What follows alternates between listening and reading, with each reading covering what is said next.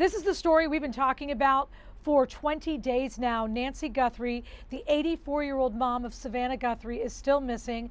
We do have Olivianna Calmes out there in Tucson, Arizona.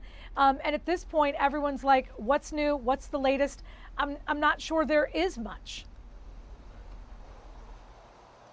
Yeah, Jen, well, right now we're really kind of looking into what is looking like day by day to sort through some of these tips. Obviously, we're watching the investigation and any details that unfold from that.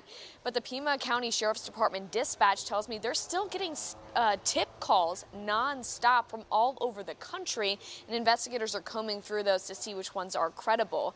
The FBI has also gotten 20,000 calls since the start of this month, and like I said, Pima County, they've gotten 15,000 extra calls since the start of this month. That means they've had to ask for extra help during this 24/7 operation, and according to one dispatch manager, the calls have slowed down a little bit since the investigation started, but what they do is they answer each call, they ask detailed questions, trying to figure out what's most credible.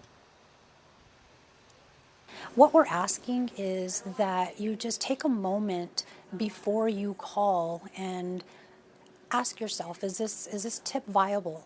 Is this tip credible? Is this a tip that investigators may be able to act upon? Yeah, she said some are just calling to give their opinion about the case, which really isn't helpful. Investigators still haven't publicly identified a suspect or a person of interest, but a former FBI agent we spoke with says even though the investigation might seem like it's moving slowly to all of us on the outside, things are likely developing for those on the inside. And as this moves forward, he asks people in this area especially not just to look for the items that we've heard about, but to look for anything unusual. Was there somebody that you normally saw that has changed their appearance, or you haven't seen in 18 days or so, or somebody's just acting weird and that maybe wasn't around that day? And we have to put this in context. That's not everybody in the entire world, but the people who may have been in that area close by.